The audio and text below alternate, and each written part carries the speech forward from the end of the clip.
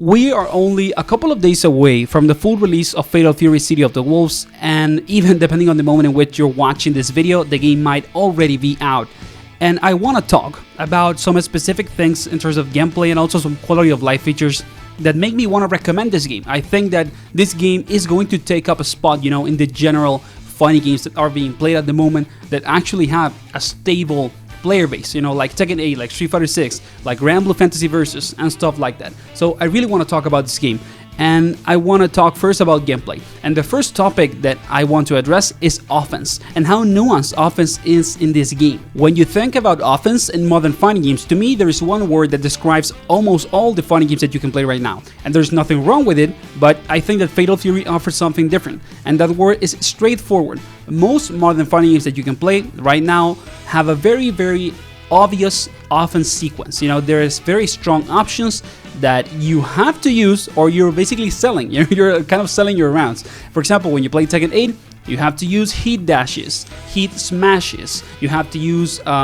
plus on block moves because they tend to have some sort of a specific tracking that can help you deal with the other guy trying to sidestep and stuff like that. So offense in Tekken 8, for example, is very straightforward, and if you try to make it too, sophisticated, you're actually probably gonna lose because you're thinking too much. The game is already telling you, these are the good options, just use them. And the same happens with Street Fighter 6, throw loops, drive impact can be a good option depending on, of course, the person that you're playing with and how they play.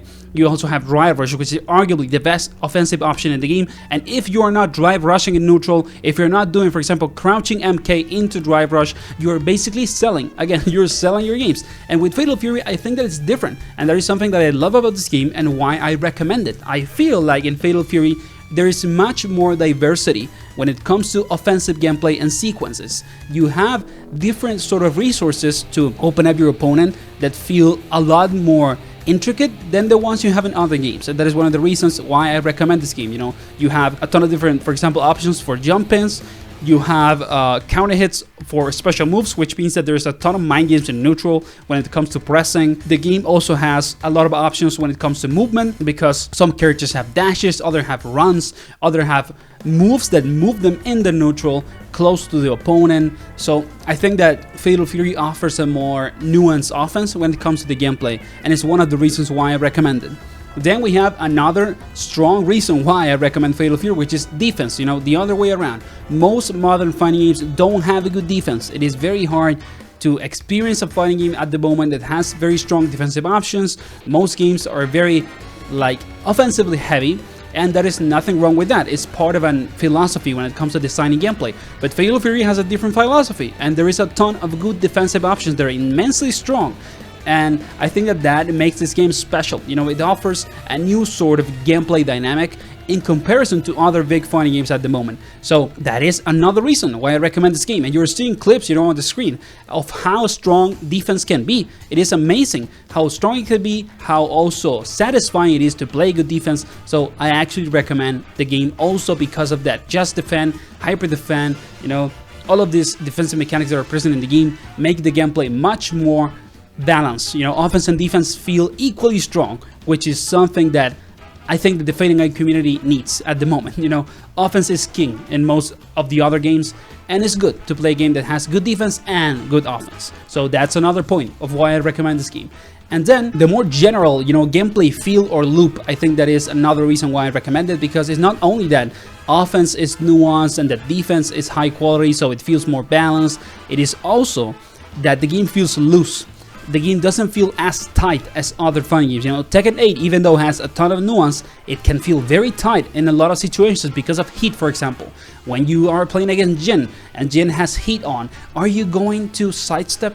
Are you gonna duck? No, you're just gonna stand there and wait for him to heat smash so you don't lose 70% of your health. So that happens with a lot of fighting games. Street Fighter 6 also can feel very tight because it has specific interactions that are very hard to deal with, like throw loops, like drive rush on neutral, and that makes the games less nuanced and less loose. But Fatal Fury feels a ton more loose as a game. It feels like you can use more options, and it's not going to be in the detriment of you losing. So I think that is another big reason of why I recommend this game, because having a loose experience in a fighting game can be one of the most fun things when it comes to playing any sort of game, and this game has that. So I think that if you want to play a loose fighting game, Fatal Fury is for you.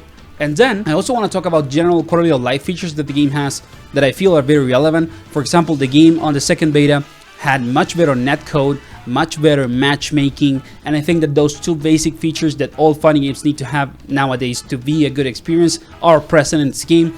So if you play, fighting games because of online play, I actually, for the first time, I would say I'm confident that you're gonna have a good experience with this game when it comes to the netcode and the matchmaking.